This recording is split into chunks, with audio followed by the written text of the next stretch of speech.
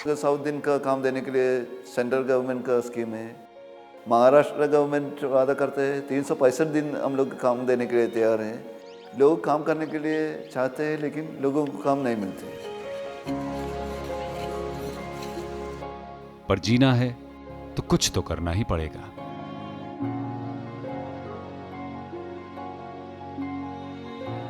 मेलघाट पहाड़ियों का 73% भाग जंगलों से ढका हुआ है।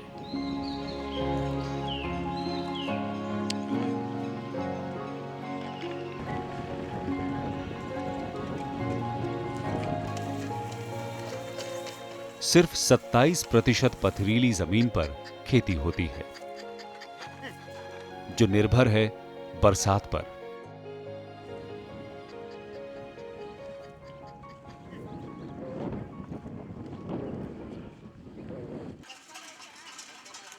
साल के 6 महीने मजबूरन एक बड़ी तादाद में लोग मजदूरी के लिए शहरों की ओर पलायन करते हैं।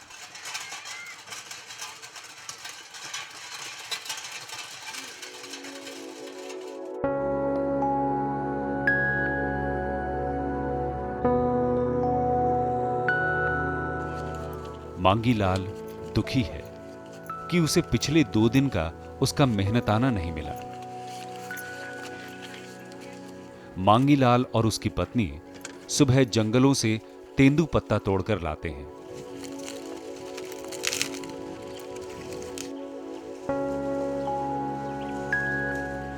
और उनकी गड्डी बनाकर बेच देते हैं। ये पत्ते बीड़ी बनाने के काम में आते हैं। सुबह को 5 बजे पूरे दिन 100 गड्डियां तैयार करने के बाद उन्हें 150 रुपए मिलते हैं। इन्हीं रुपयों से वो पूरे घर का खर्च चलाता है। मांगीलाल घारणी तहसील के चेथर गांव में अपनी पत्नी और 2 बच्चों के साथ रहता है। 2 गाय और 1 बैल भी इनके परिवार का हिस्सा है। खेती के लिए जमीन इनके पास नहीं है। तेंदू पत्ते का यह काम भी बस गर्मियों तक ही रहता है। बरसात का जिक्र होते ही मांगीलाल बेहद चिंतित हो जाता है।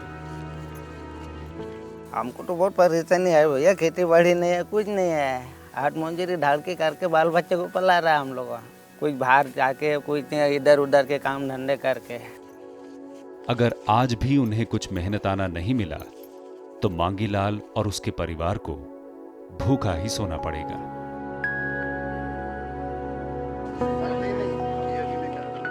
बारिश का समय सबसे अधिक मुश्किलों से भरा होता है। लोग काम पर नहीं निकल पाते, घरों में अकाल पड़ जाता है।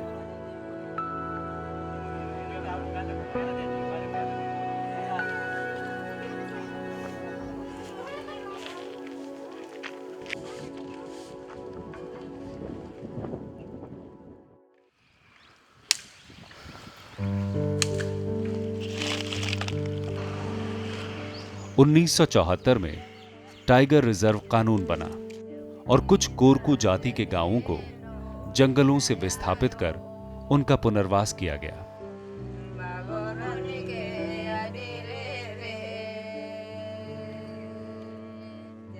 पर जंगलों का जो हिस्सा टाइगर रिजर्व में नहीं आता है, वहां अभी भी कोरकू समाज का एक बड़ा हिस्सा मौजूद है।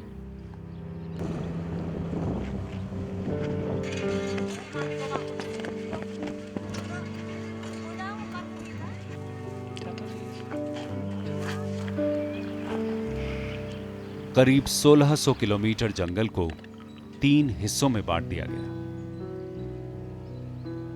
जिसमें टाइगर रिजर्व में आने वाले 62 गांव को विस्थापित कर उनका विकास करने की बात हुई।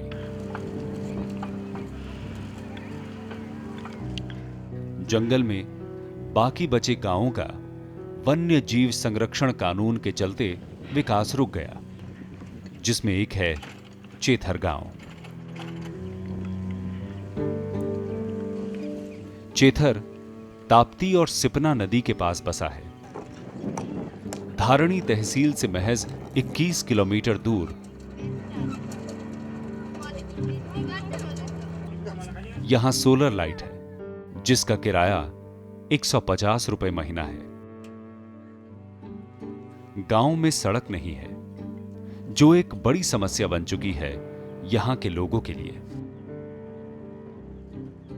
कुछ दिन बाद हमारे इस गांव में 2 भाई का डिलीवरी पीरियड में मौत भी हो चुकी है, मृत्यु हो चुकी है, क्योंकि रोड खराब होने के कारण समय पर गाड़ी नहीं आता है, समय पर कुछ नहीं आता है।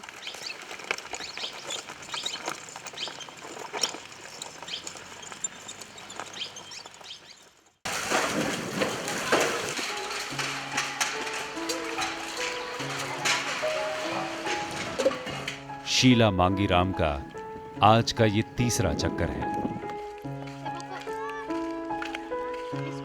हर रोज ऐसे ही उसे करीब 2 किलोमीटर एक कुएं के पास जाना होता है, अपनी और अपने परिवार की प्यास बुझाने के लिए।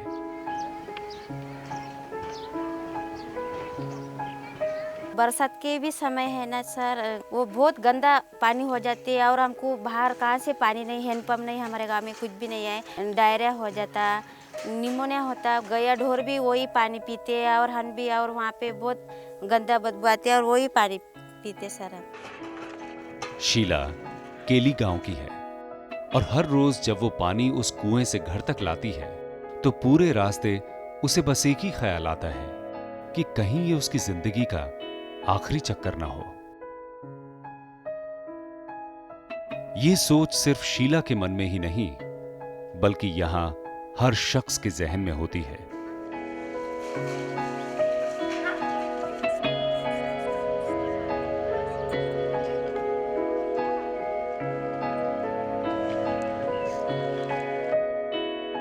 केली उन्हीं 62 गांवों में से एक है जो टाइगर रिजर्व एरिया में आता है, जिनको विस्थापित कर विकास करने की बात सरकार ने कही थी।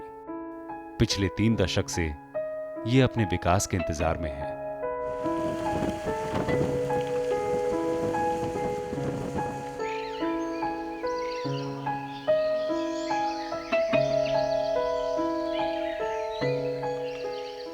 सहाबाई चिमण्या बरी चूचू, 6तून 1 गेला 5 राहिला, 5 बाय चिमण्या बरी चूचू, 5तून कविता सुनाती केली गांव की चिमनिया कोरकू जाति की है। चिमनिया अपने गांव के इस प्राथमिक विद्यालय की 3री क्लास की छात्रा है। 3तून 1 गेला 2 राहिला, 2 बाय चिमण्या बरी चूचू। पूनम ने भी इसी विद्यालय से 7वीं तक पढ़ाई की। वो और पढ़ना चाहती थी, पर आगे की पढ़ाई के लिए उसे हर रोज अपने गांव से करीब 20 किलोमीटर दूर जाना पड़ता। पूनम ने पढ़ाई छोड़ दी। अब वो हर रोज सिर्फ 2 किलोमीटर दूर एक कुएं से पानी लाने जाती है।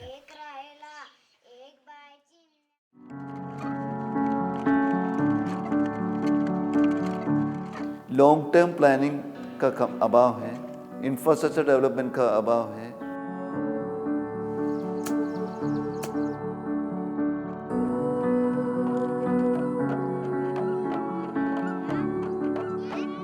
कोरकू का बीता कल देखें या वर्तमान पर गौर करें तो उनका पिछड़ापन आज भी बरकरार है। सरकार ने इनके लिए जो योजनाएं बनाई, उससे इनका जितना विकास हुआ, क्या वो काफी है?